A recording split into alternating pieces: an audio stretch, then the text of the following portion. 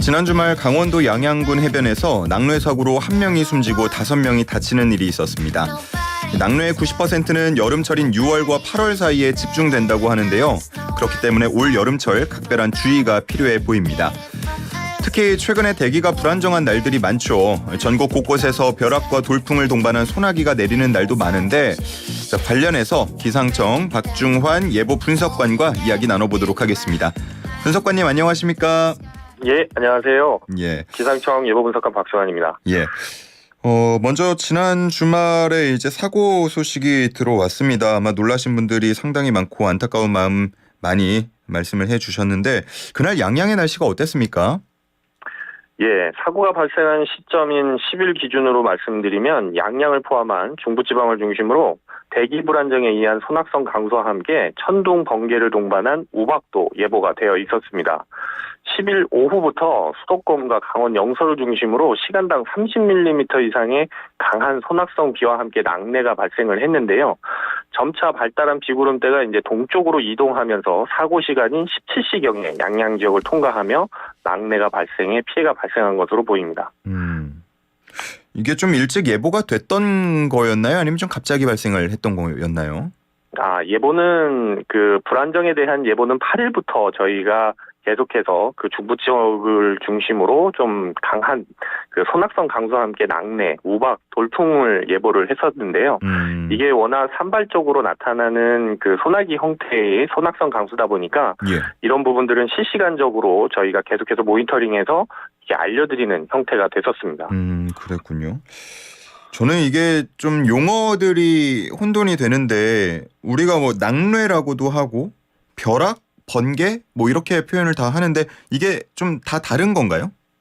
예, 일단 낙뢰나 벼락이랑은 같은 표현이고요. 번개는 좀 다른 표현인데요. 예. 낙뢰는 일단 구름 사이에 작은 물방울과 얼음 덩어리가 강한 상하 운동을 하면서 전하분리, 즉 양극하고 음극으로 나뉘는 현상을 말하는데요. 이렇게 발달한 구름이 막대 자석처럼 위쪽은 플러스 양극 그리고 아래쪽은 음극이 되면서 이게 구름과 구름 사이에서 이 음극과 양극이 연결되면 번개, 이것이 지상과 연결되면 낙뢰라고 칭하게 됩니다. 아하.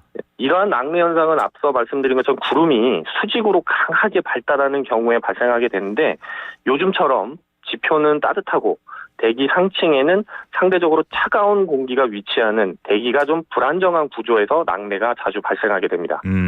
그렇군요. 이게 뭐 연 10만 회 정도 친다고 알려지는데 정말 그렇게 많습니까? 제가 그냥 개인적으로 제가 살고 있는 지역에서 경험하는 거는 한 100번, 200번도 안 될 것 같은데 말이죠. 예, 맞습니다.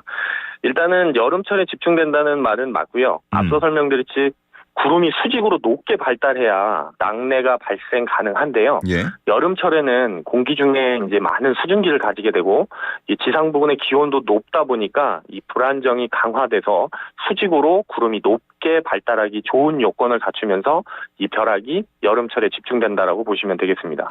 그렇군요. 보통 낙뢰 사고라고 하면 고지대인 산 같은 곳에서 좀 높은 지역에서 나는 걸로 알고 있었는데 해변가나 바닷가 이런 곳도 지금 위험한가 봅니다. 예, 맞습니다. 우리나라에서는 낙뢰가 가장 많이 발생하는 장소는 아무래도 높은 산지가 될 건데요. 예. 전체 낙뢰의 한 79%가 산지에 발생하게 되고 있습니다. 예.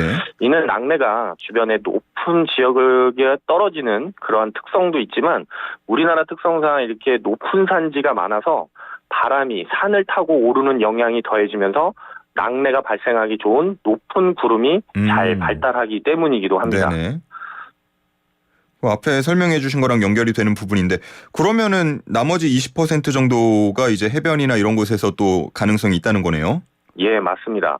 앞서 말씀드렸지만 높은 산지를 중심으로 발생은 하지만 이게 넓은 평지나 또 이번 사고처럼 이렇게 해안가 지역에 일부 높은 지역물이 없는 지역을 중심으로 해서는 떨어질 가능성이 아예 없다라고 볼 수는 없습니다. 예. 이번 사고도 보면은 우산을 쓰고 해변을 거닐던 분도 이제 사고를 당했는데 이런 우산 들고 있는 거 좀 위험한 행동입니까? 예, 맞습니다. 그러니까 천둥과 번개를 동반한 비나 이렇게 대기 불안정에 의한 비가 예보되면 웬만하면 바깥 활동을 자제하는 것이 답이라고 말씀드릴 수 있겠는데요. 특히 그 천둥이 들리거나 굵은 빗방울이 떨어지기 시작하면 신속히 안전한 곳으로 몸을 피하는 것이 좋습니다. 가장 안전한 곳은 차 안이나 실내가 되겠는데요. 야외 활동 중에 이렇게 천둥 소리가 들렸다면 차 안이나 실내로 이동하시고, 또한 주변에 이런 대피 장소가 없다면 나무 밑보다는 몸을 최대한 낮춘 상태에서 엎드려 있거나 물이 없는 움푹 팬 곳을 찾는 것이 좋습니다.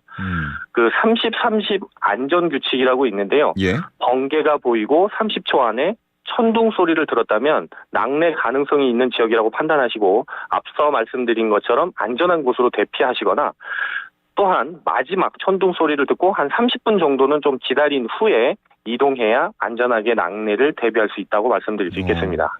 조금 더 세부적으로 여쭤볼게요. 우산 같은 경우는 손잡이가 고무나 혹은 뭐 나무 이런 재질로 돼 있는데, 이 낙뢰는 그거를 뚫고 몸까지 좀 전류가 흐르나 보죠?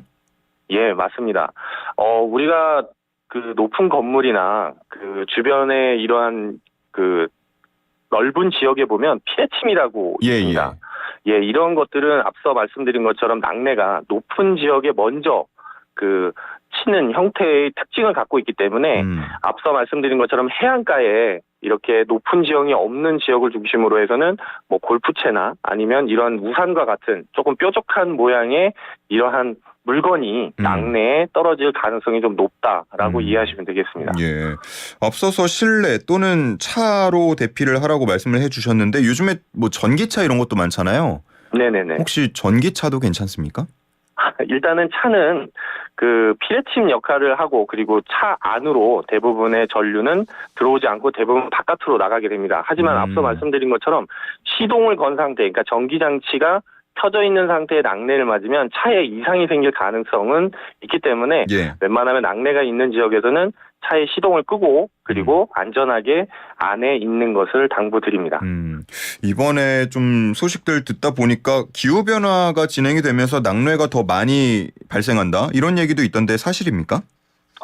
일단 질문에 답부터 드리면 이상기후라고 보기는 어려울 것 같습니다. 그러니까 기후라는 단어는 뭐 이제 조금 혼동할 수 있는 부분이 있기는 하지만 30년이라는 평균값과 비교하는 것이기 때문에 지금 현재 나타나는 이러한 일시적인 이러한 낙뢰 현상이 딱 이상기후다 라고 단정해서 말씀드리기는 어렵다는 말씀이고요. 이런 상황들이 조금 반복적으로 나타나는 경우에는 기후적인 측면에서 판단할 수 있을 것 같습니다.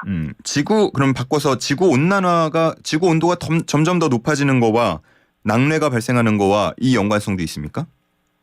일단은 지구가 전체적으로 기온이 올라간다는 거는 다시 말하면 대기 중에 포함할 수 있는 수증기 양도 많아진다라는 뜻이기도 합니다. 앞서 여름철에 낙뢰가 집중되는 이유 중에 하나가 이 대기 중에 수증기도 많이 포함할 수 있는 높은 기온이기 때문에 이러한 부분들이 아예 상관성이 없다라고 보기는 어렵지만 앞서 말씀드린 것처럼 이러한 특징들이 전체적으로 지속적으로 그리고 긴 시간 동안 나타나는 것들이 기후 변화에 기후로서 말할 수 있는 상황이라고 말씀드릴 수 있겠습니다.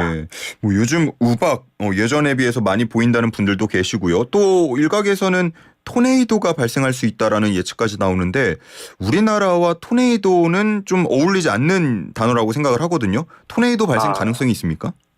예. 말씀해 주신 거에 대한 답을 드리겠는데요. 일단 최근에 중국 산둥반도, 그러니까 부근에서 우리나라 북쪽에 위치해 있는 부근에서도 토네이도가 발생을 해서 인명과 재산 피해가 발생을 했는데요. 이렇게 토네이도라고 하는 것은 대기 상층에 찬 공기가 강하게 유입되는 상황에서 지상 부근에 공기가 일부 수렴, 그러니까 모이는 현상이 발생을 하게 되면 강한 소용돌이가 만들어지는데, 이러한 소용돌이가 유지될 수 있는 환경에 놓여 있으면 토네이도로서 성장을 하게 됩니다. 하지만 앞서 말씀해 주신 것처럼 우리나라 상황은 이 미국 대륙과 같이 큰 규모의 토네이도가 아니라 작은 규모의 이렇게 돌풍성 소용돌이가 발생할 가능성이 있는데요. 이 때문에 기상청에서는 이러한 낙뢰, 우박 외에도 이렇게 순간적으로 강하게 바람이 부는 돌풍으로 인한 시설물 피해도 주의가 필요하다라고 말씀을 드리고 있습니다. 알겠습니다. 자, 오늘 날씨와 관련한 이야기들 쭉 한번 나눠봤습니다. 말씀 주신 분 기상청 박중환 예보 분석관이었습니다. 고맙습니다. 예, 감사합니다. 네. 자, 이렇게 저희가